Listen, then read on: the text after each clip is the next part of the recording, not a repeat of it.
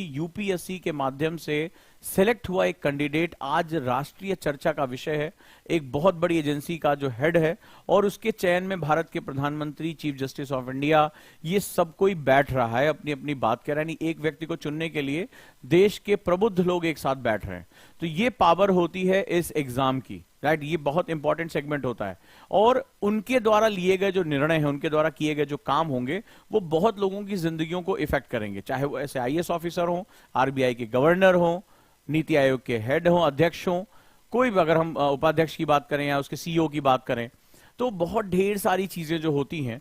आप एक बहुत पावरफुल पोस्ट के लिए जा रहे हो, ये बात आप बड़े ध्यान से समझना, पावरफुल पोस्ट के लिए जा रहे हो। और सभी स्टूडेंट से मैं अनुरोध करूंगा इस क्लास को बड़े ध्यान से देखें और सुने, बड़ी इंपॉर्टेंट एक बात करने जा रहा हूं। और आज मैंने अभी 1 बजे की क्लास में ओजांग सर लाइव में, जो लोग 1 साल का टाइम टेबल चाहते हैं, कैसे पढ़ाई करना है, कैसे बैलेंस करना है, तो मेरा दूसरा चैनल जरूर देखें, ओजांग सर लाइव, जिन्होंने नहीं देखा है, और जो देखें वो यहां मेरे साथ जुटे रहें। तो ऐसी कंडीशन में ये इतना इंपॉर्टेंट जो है वो एग्जाम है, जो बहुत ही महत्वपूर्ण तरीके से एक व्यक्तित्व की तलाश करता है।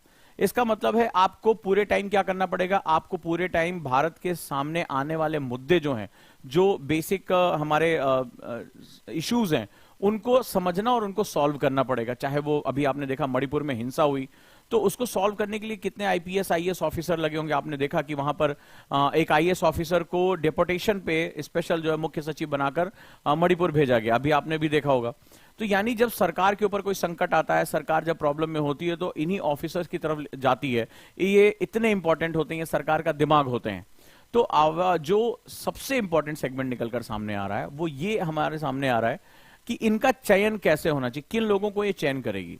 यानी आपके डीएनए में ये होना चाहिए कि आप प्रॉब्लम को सही तरीके से समझ के, फिर से मेरी बात लिख लो, आपके डीएनए में क्या चीज होनी, कौन सा गुण आपको सीखना है, सही तरीके से समस्याओं की समझ और उनके समाधान के लिए प्रेरित रहना, सही तरीके से, to understand the problems clearly, to understand the problem clearly, यानी समस्याओं को सही तरीके से समझना और उनके समाधान के लिए प्रोत्साहित रहना, and encourage toward the solution.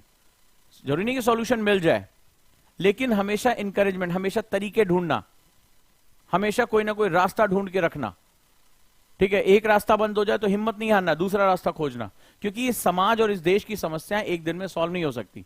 Pakistan 1947 के बाद से उसने आतंकवाद को अपना सहारा बना लिया, पहले युद्ध फिर आतंकवाद, उसने छोड़ थोड़े न दिया है।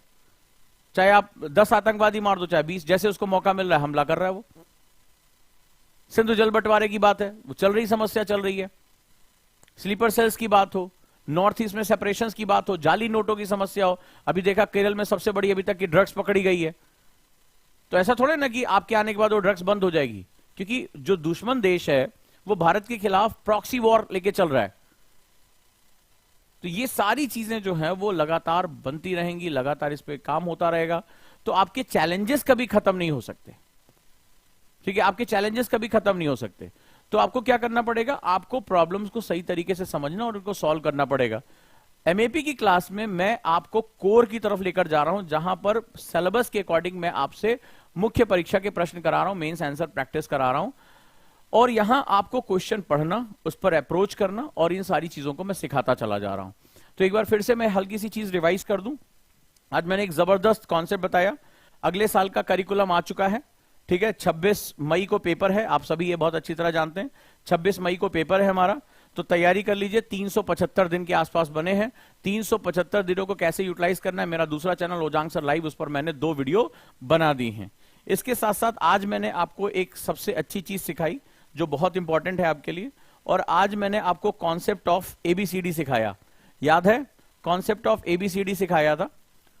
एबीसीडी फिर से एक बार जरा सा मैं ध्यान दे दूं, हमारे जो नए बच्चे आए हैं, हमारे साथ जो टीम है और जो हमारे साथ पढ़ रहे हैं, बार बार अपने आप को रिफाइन करें।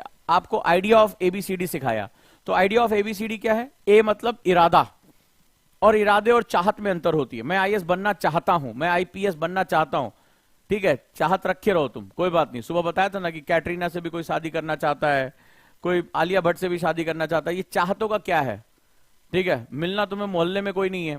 तो सवाल ये नहीं है, सवाल है कि तुम्हारा इरादा, इरादा का मतलब होता है कि तुम विल पावर के साथ बोल सको। सुबह सिखाया आपको, फिर से एक बार बता दे रहा हूं, बहुत से बच्चे उस चैनल को नहीं जानते हैं या उसको सब्सक्राइब नहीं कर रखा है। तो एक बेल आइकॉन होता है, दबाना होता है, उससे कुछ फटेगा नहीं। ज्ञान बढ़ जाएगा तुम्हारा। तो उसको भी दबा के रखो कि उस पर अगर क्लास चलती है, दिन में जनरली 1 बजे मैं क्लास लेता हूं, तो आपको वहां भी नॉलेज मिल जाएगी। अब दूसरा हिस्सा क्या है, ए होता है इरादा। तो ज्यादातर लोग इरादा कर लेते हैं, बहुत सी बड़ी संख्या होती है कि हाँ मैं आईएएस बनना चाहता हूं, मेरे माँ बाप का सपना है, मैं ये है फलाना ढिकाना, लेकिन इससे जो है सिलेक्शन नहीं होगा। एबीसीडी सीखनी है हमें। और बी का मतलब होता है जुनून। जब इरादे जुनून में बदल जाएं, तो पहले कितने लोग ए तक पहुंच चुके हैं, चाहत नहीं मैं आईएएस बनना चाहता हूं, देखूंगा अभी टाइम नहीं है लेकिन मैं आईएएस जरूर बन जाऊंगा जिस दिन टाइम मिला, तो उस दिन बहुत टैलेंटेड हूं, पंडित जी पहले बोल रखे हैं कि सारे नक्षत्र तुम्हारे साथ चल रहे हैं और तुम जो है बाबू हो, सोना हो किसी न किसी के, तो तुम जब आईएएस में बैठोगे तो आईएएस बन ही जाओगे।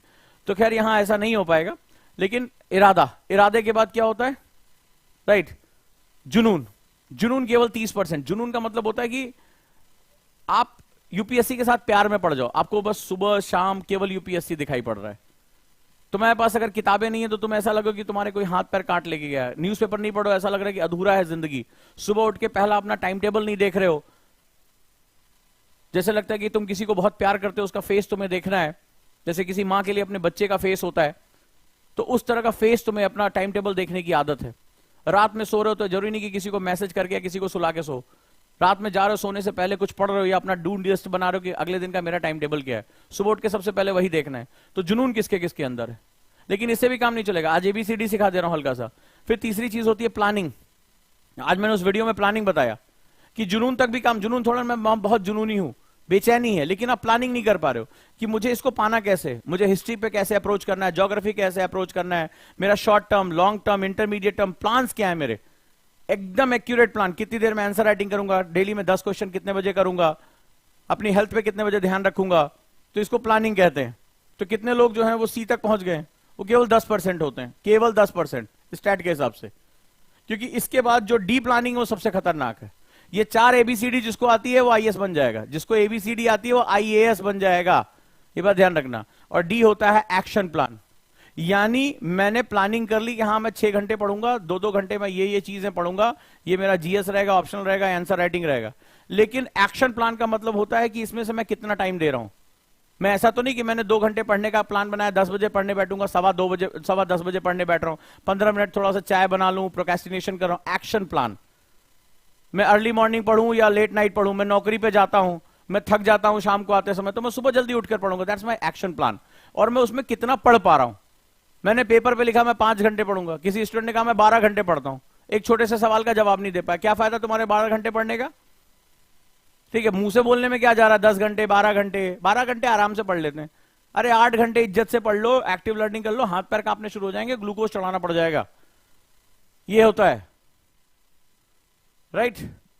तो चाहे वो कोई भी हो, अपने हिसाब से वो अपना एक्शन प्लान, जिसको एबीसीडी पता है वो आराम से यूपीएससी को क्रैक कर लेगा। ठीक है, बस एबीसीडी ये पता होनी चाहिए उसको। तुम कहोगे सर एबीसीडी पता है आईएएस क्रैक हो जाएगा, हाँ एबीसीडी पता है आईएएस क्रैक हो जाएगा, ये तो बता रहा हूं। ए इरादा हो गया, बी जुनून हो गया, सी प्लानिंग हो गया और डी एक्शन प्लान हो गया। सिर्फ 5% लोग यहां तक पहुंच पाते हैं।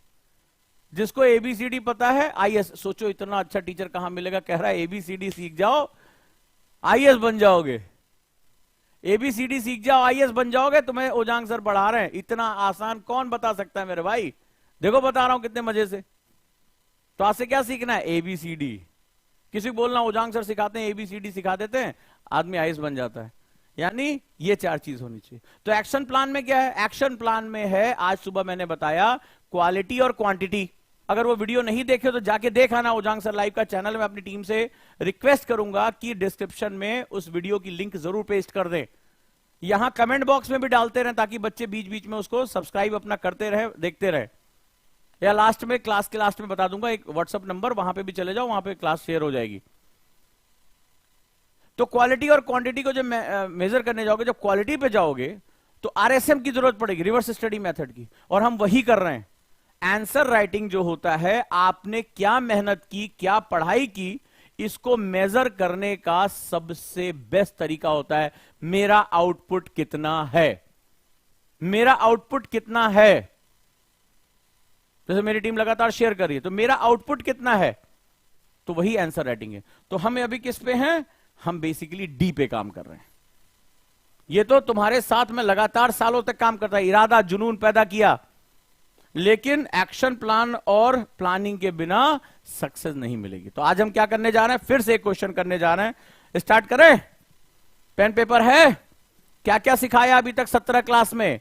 17 क्लास में सिखाया सबसे पहला स्टेप क्या होता है, सबका कमेंट चाहिए मुझे, जिंदा मुर्दा जो भी हैं सबके कमेंट चाहिए, क्योंकि जिंदा मुर्दा मेरे लिए दो तरह के होते हैं। मेरे लिए मुर्दा वो है जो एक्शन नहीं ले सकता, वो मुर्दा है मेरे लिए। तो पहला मैथड क्या बताया मैंने, किसी क्वेश्चन को देखने के बाद क्या डिसाइड करना होता है, nature of question, nature of question. और नेचर ऑफ क्वेश्चन को हमें क्या करना पड़ता है, उसी के हिसाब से हमें आंसर का प्रोस्पेक्ट, हमें आंसर की फ्रेमिंग करनी पड़ती है। सिखाया था। कुछ लोग कमेंट करने में भी उनको दिक्कत हो रही, क्योंकि पढ़ ही नहीं रहे, क्योंकि वो मृत हैं, वो डेड हैं, उनके सपने भी मर चुके हैं, उनके इरादे भी मर चुके हैं, वो ए पे ही फिनिश हो चुके हैं। क्योंकि अगर होते तो सुबह वोमिटिंग टेंडेंसी सिखाई थी कि पहला नियम हमारे स्टूडेंट का क्या, सफलता का पहला नियम, जो टीचर जितना बता दे रहा है तुम यहां सुन रहे हो, इरादे के सुन रहे हो, उसको उल्टी करके वापस कर दो। भैया ये लीजिए सर, आपने 20 लाइनें मुझे पढ़ाई थी, ये 20 लाइनें वापस लो। पहला काम केवल इतना कर लिया, माइक लाल कोई रोक नहीं सकता सिलेक्शन तुम्हारा, इतना ताकतवर है वॉमिटिंग टेंडेंसी। इतना कम दिन बचा हुआ, 375 दिन भी नहीं बचे हुए तुम्हारे पास, कहां तुम जाके मोटी मोटी किताबें पढ़ पाओगे मेरे भाई।